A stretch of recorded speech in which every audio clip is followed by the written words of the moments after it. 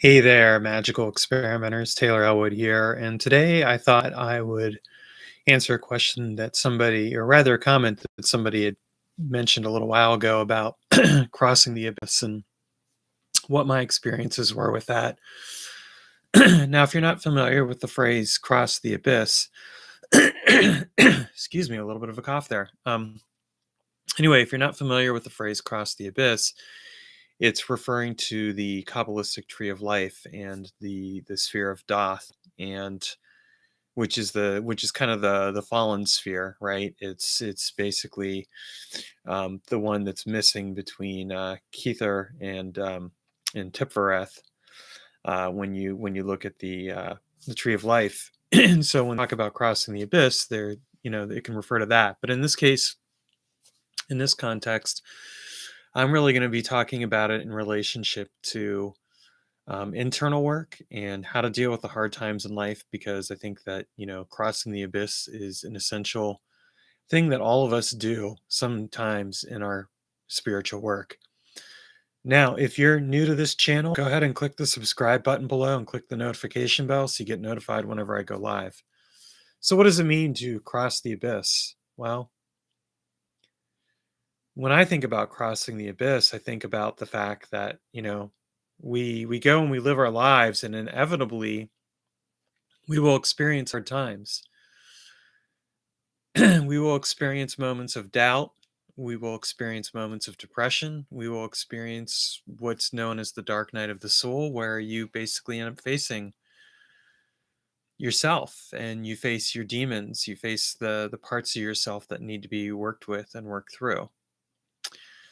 And let's just be honest here, and I would say 99% of those experiences are self-manufactured. And what I mean by that is that, you go through life and you make mistakes. You do things, and as a result, you end up facing your demons in one form or another.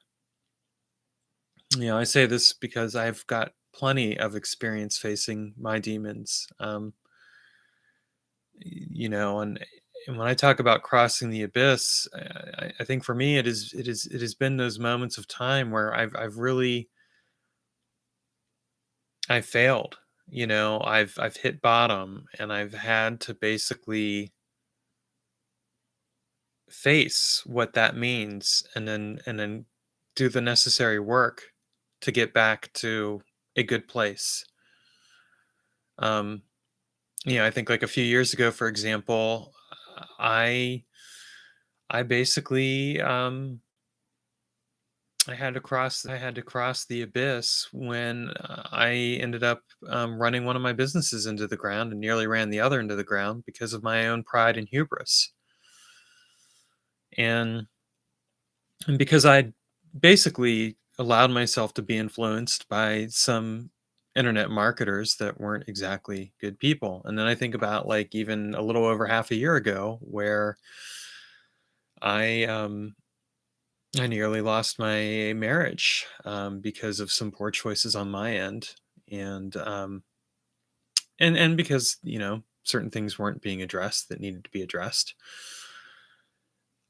and they ended up getting addressed. It just was in not the best possible way. Um, and so I think like when we talk about crossing the abyss, it's really about facing the parts of ourselves that sabotage who we are and what we're trying to do. It's choosing to acknowledge and see who and what you are in the moment, and to see when you've fallen, and to give yourself the grace to accept that you've fallen and then help yourself back up. But it's more than just that. It is facing those moments of self-doubt and fear. It's facing the parts of yourself that you've tried to lock away for whatever reason, or that you've denied, or that you've avoided. Because so often we do that. I mean, that is kind of the stress of living in life, is that people discover ways to cope with experiences And those ways of coping might be good at the time that they occurred, or they might be just the best that you could do. But as you carry them through life, you begin to discover where those things don't work. In my case, as an example, I've compartmentalized my emotions for a good part of my life. I've learned to just compartmentalize, and I learned that early on in life because I was basically not in a living situation where I could express my emotions safely without there being consequences that weren't good. What one of the things that I've had to cross the abyss on is learning to decompartmentalize my emotions, learning to face this kind of stuff. And some people would say, well, this is like therapy, Taylor. This is psychology. This isn't real magic. Why? I mean, great, go do that with a therapist and all that. And I would say, yes, therapy definitely plays an important role in this kind of work. In fact, I'd be the first to recommend that when you're doing internal work, it can be very useful to talk with a therapist and do that work. But I don't think that it's solely in the realm of psychology to do this kind of work. And the reason why is because what we're also dealing with is something that affects us on all levels of our being.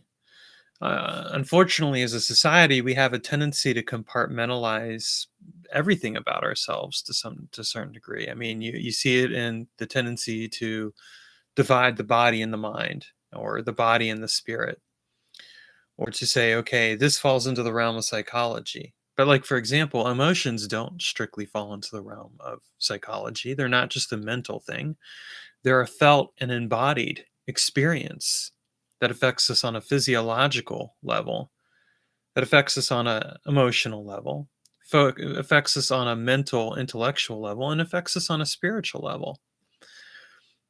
I know this as an example because today I was doing my meditation work and the archangel Raphael popped in and we started talking, and I hadn't talked with the archangels in a little over half a year when things kind of went down the route that they went.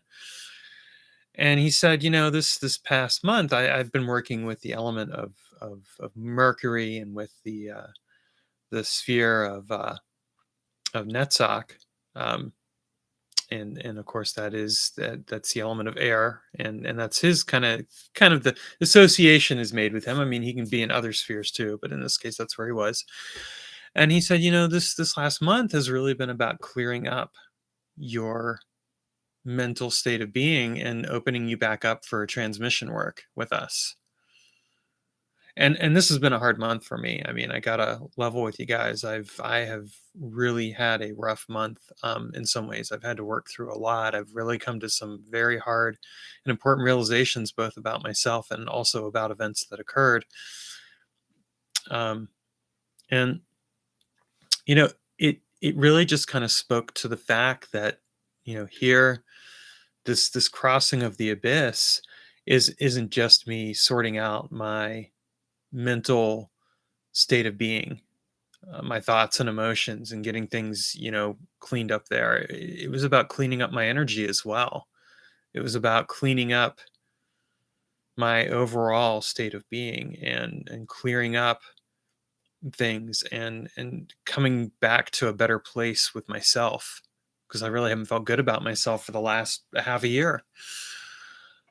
And I'm only now really beginning to feel good about myself again, in some ways better than I ever have, um, which is a good thing. I mean, that's part of this crossing of the abyss, is that you come away with these realizations and you do the work, and you come out of it on the other side a different person. And I've definitely been doing that. So I think, like, when we talk about this notion of crossing the abyss, and in this case we're referring to it as internal work and things like that. I mean, that's what we're really looking at. And I think within the occult community, I think there's kind of like an interesting stigma of sorts around what is considered to be magical work and what is considered to be something else. And I refer to this because recently another author had made the comment that shadow work isn't really magical work.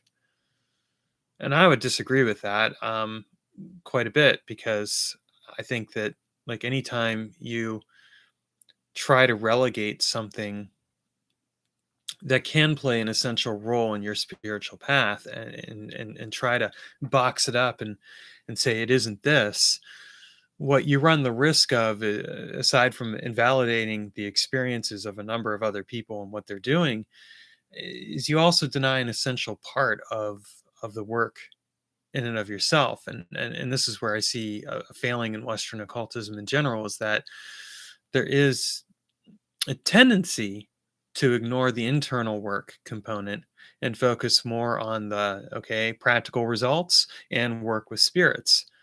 Well, practical results and working with spirits are important components of Western magic, but internal work is just as important, and it's often underemphasized, um, to the detriment, I think, of magicians in general. Because if we're not doing our internal work, if we're not owning our messes and owning the responsibility that we need to take when it comes to the things that we do in our lives, we are missing out on something essential to our lives and to the work that we're doing. And life gets messy. I mean, you live your life, and inevitably you will make mistakes. You will say something or do something, or what have you, that has an impact. And I would even say that, like, doing spiritual work, like this kind of work, is kind of similar to that. I mean, I've been doing internal work since 2004, and I would say that it's it's not always easy work to do, and it can have an impact on the people around you. I remember a partner of mine who pointed out how, it's great that I'm doing all this internal work, but it's had a negative effect on her. And I mean, was it a bit of a guilt trip? Yes. Was it a valid point to make? Yes, it was. It was a valid point to make, even though it was a bit of a guilt trip. Um, and I would still say at the same time, it was worth it for me to do that work. But the thing that I came to realize at that time, and it's something that I've consequently paid better attention to since, is that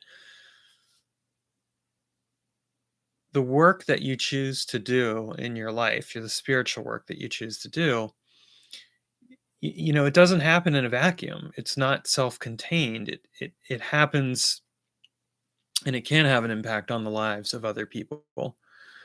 And that too is part of crossing the abyss, because you're not on this solo journey where you never have an impact on other people. You do. That isn't to say that they're not responsible for their reactions to what you're doing, or responsible for their own lives. They are. But you also have to necessarily recognize that, like, what you do doesn't happen in an absence. It has an impact. And it's important to recognize that it shouldn't stop you from doing your spiritual work. I mean, because you could say, well, at that point, well, geez, maybe I should never do anything. Well, the thing is like, you open up a door and you step outside, and you're taking a risk, in terms of not just your own life, but how you impact other people. So you can't really avoid that. Okay.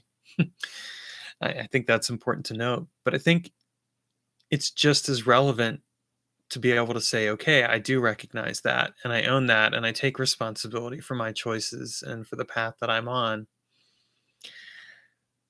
And I take responsibility for the fact that sometimes my crossing of the abyss will have an impact, on other people as well. But it would anyway. I mean, it's not like people who don't practice magic never experience depression or other things. They do. You know, it's just that in a very real sense, what we're choosing to do is we're choosing to take these experiences and make them an integral part of our spiritual work as well. And I know for me that, like, in the last half a year,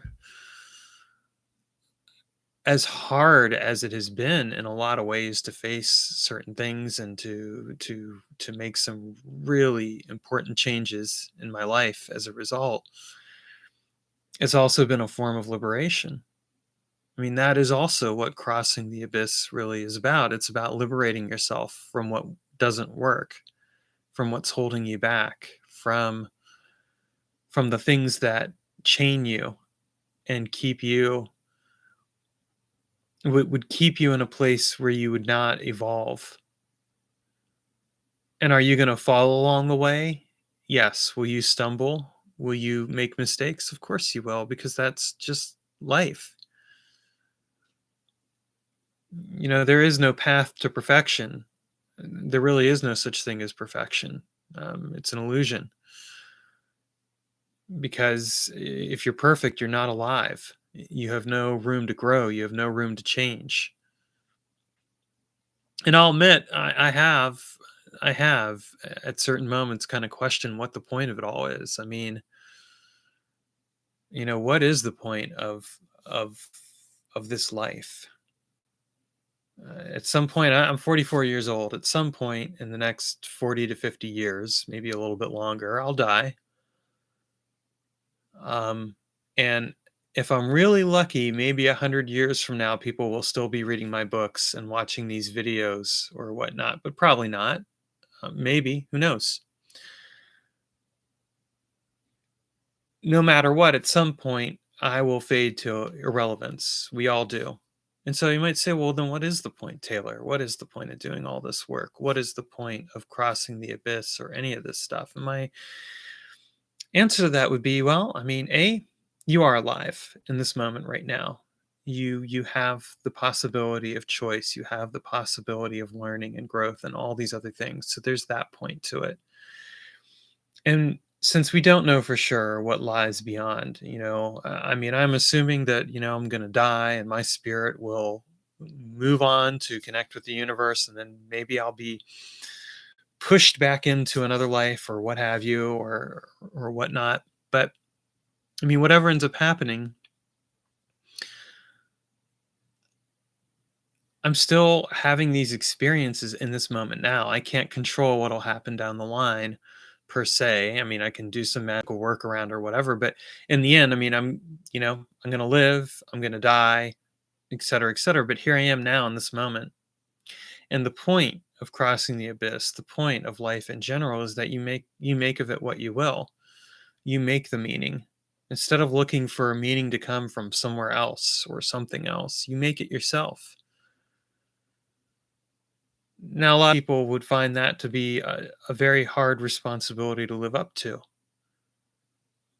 And it is, in a sense. I mean, to make meaning of your life, to make meaning of this experience and to make it mean something is hard,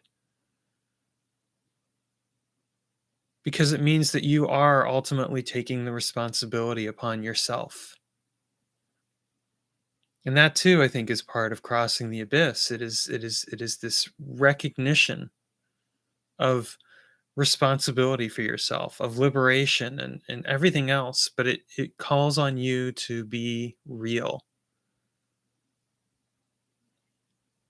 And I think that when we minimize an essential part of our spiritual work, what we are giving away is some of that responsibility and some of that liberation. So that's why I would say to you, internal work, shadow work, all of that, it's not just in the realm of psychology. It's not just something to work through with your therapist, though certainly that can help. It is the work that you do to help you live a meaningful life, to make sense of it all. It is the crossing of the abyss. It is the choice to face the parts of yourself that need to be faced and worked with, not destroyed, not negated, not crushed or anything else, but healed. I mean, really, when I look at the last half year and when I look at a few years ago as well, and I think about those experiences were ultimately healing experiences. They weren't fun experiences to go through at the time. Waking up in fear every day is not a fun experience to have. It's not something that I would recommend to anyone, but it's inevitably an experience that we all go through at some point or another. But what it teaches us is how to start healing ourselves, because we all bear wounds, and whether these are past life wounds or wounds from this lifetime. And I think quite honestly, we all bear enough wounds from this lifetime to really not even worry about past lives. But maybe some of those wounds are a reflection of our past lives or karma or whatever. But to find healing and to move forward with that is just as important as getting results, as working with spirits. And it comes together. So that's my thought on what it means to cross the abyss. I'd love for, if you feel inclined, feel free to comment and tell me what your thoughts are. And otherwise, thank you, and see you next week.